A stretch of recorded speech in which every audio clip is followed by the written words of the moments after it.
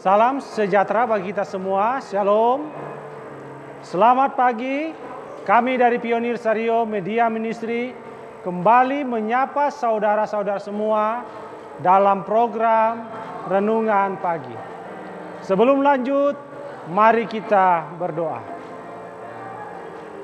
Ya Tuhan, di pagi hari yang indah ini, kami bersyukur kepadamu Tuhan atas berkat penyertaan Tuhan dalam tidur kami, sehingga kami boleh bangun di pagi hari ini, menikmati hari yang indah, udara yang segar, dan dapat bernafas dengan baik.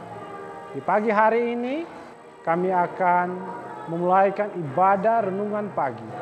Tuhan, biarlah Engkau sucikan hati pikiran kami, agar firman Tuhan yang akan kami baca dan renungi bersama itu menguatkan iman kami dan membuat kami lebih dekat kepadamu. Inilah doa kami ya Tuhan. Ampunilah akan dosa kesalahan kami. Di dalam nama Tuhan Yesus. Amin. Renungan pagi hari ini, Rabu tanggal 7 Agustus 2024 berjudul Ahli Waris. Ayat tema Matius 21 ayat 38. Berbunyi demikian. Tetapi ketika penggarap-penggarap itu melihat anaknya itu, mereka berkata seorang kepada yang lain, ia adalah ahli waris. Mari kita bunuh dia, supaya warisannya menjadi milik kita. Mari kita ikuti bacaan renungan pagi hari ini.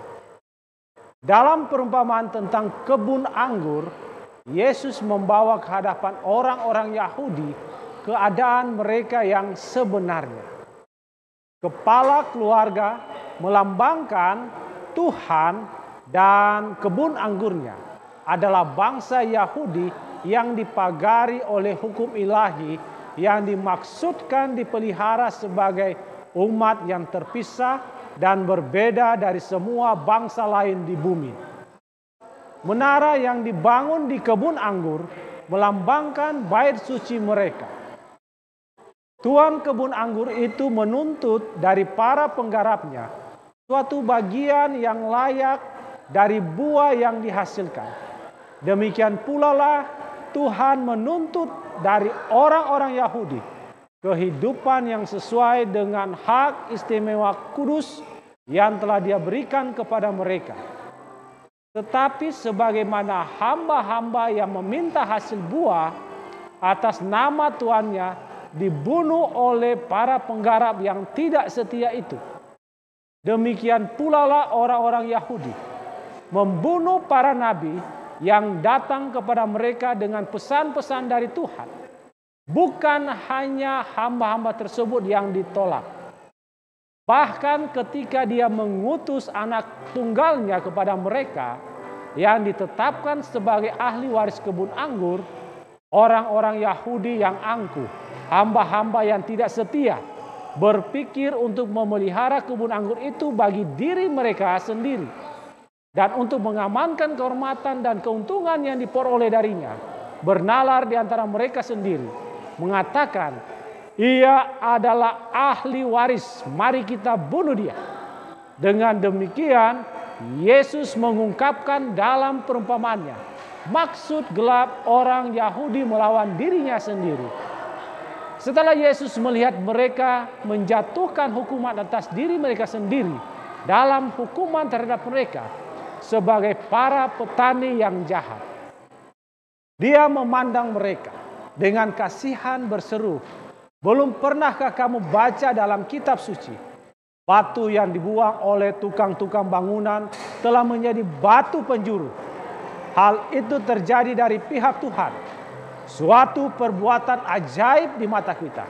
Sebab itu, aku berkata kepadamu, bahwa kerajaan Allah akan diambil daripadamu dan akan diberikan kepada suatu bangsa yang akan menghasilkan buah kerajaan itu. Dan barang siapa jatuh ke atas batu itu, ia akan hancur. Dan barang siapa ditimpa batu itu, ia akan remuk.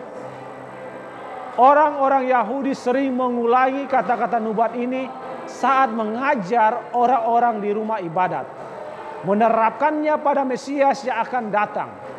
Tetapi Yesus menghubungkan ahli waris yang dibunuh secara kejam itu dengan batu yang ditolak oleh para tukang bangunan, tetapi yang akhirnya menjadi batu penjuru dari seluruh bangunan itu. Kristuslah sendirilah yang mendirikan sistem peribadatan Yahudi, fondasi utama dari bait suci yang mahal, lambang yang ditunjukkan oleh semua upacara pengorbanan. The Spirit of Prophecy, volume 3, halaman 34 dan 35. Renungkan lebih dalam. Adakah saya suatu hari nanti akan menolak anak Allah seperti yang dilakukan orang-orang Farisi? Demikianlah renungan pagi kita hari ini. Tuhan memberkati.